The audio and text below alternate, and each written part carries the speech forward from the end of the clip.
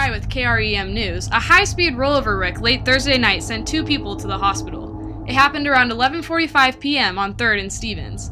Police say a red car coming north on Stevens ran a red light and T-boned a truck carrying 5 Gonzaga freshmen. The collision caused the truck to roll. Quote, "You just see it go through in slow motion, and all of a sudden glasses shattered and people are everywhere," says Taylor Kunke, one of the students in the collision. A passenger from each vehicle was transported to a local hospital for minor injuries. Police arrested the driver of the car on suspicion of DUI. Yeah, the accident was really scary, you don't ever think that something like that will happen to you. Thinking back to the night of the accident, I just remember it being very crazy. Everything just happened so fast.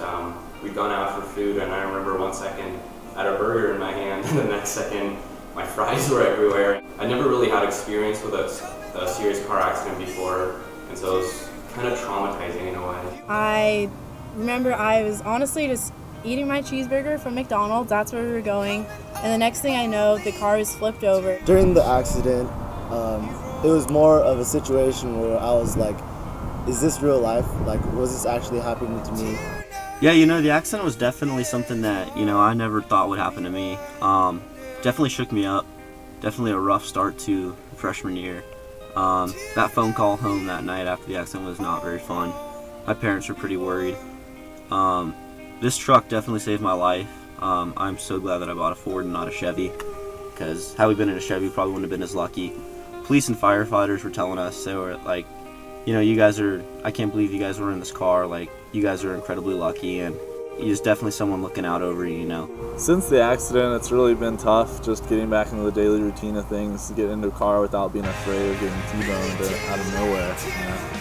This accident made me really apprehensive about driving, and especially really scared of intersections. If we weren't in a truck such as Andrew's, the car accident wouldn't have turned out the same, and we probably would have been severely injured.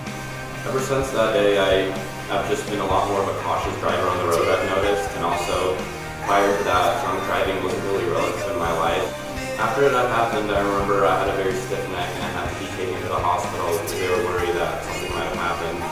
Life-threatening moments like that changed the way you see things. Whenever I went through seminars that talked about DUIs and the dangers of drinking, you never really got a personal connection to it because it never really happened to you.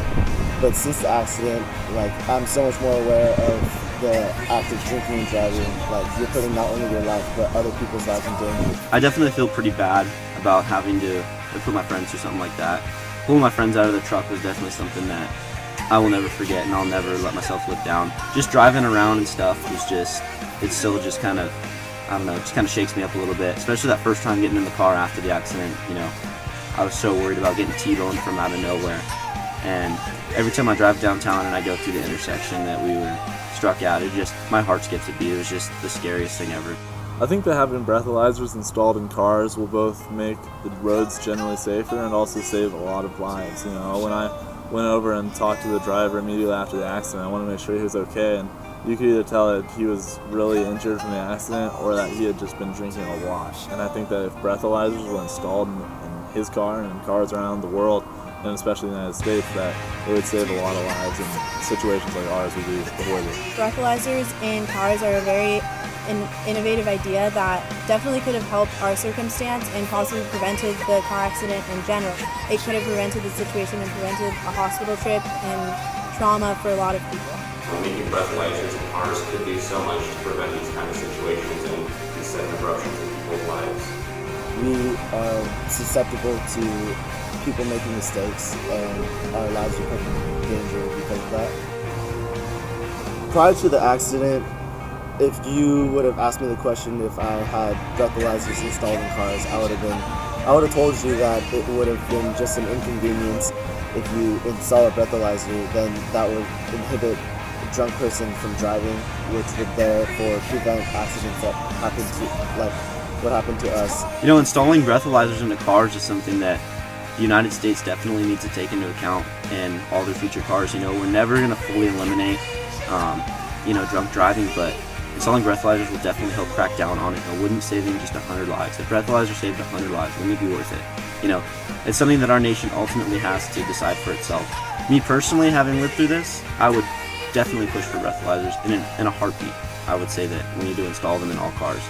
But hopefully our nation can adopt, this idea and eventually in the future put it into practice and, make breathalyzers a mandatory thing for not only new cars, but the cars of repeat offenders who have driven under the influence.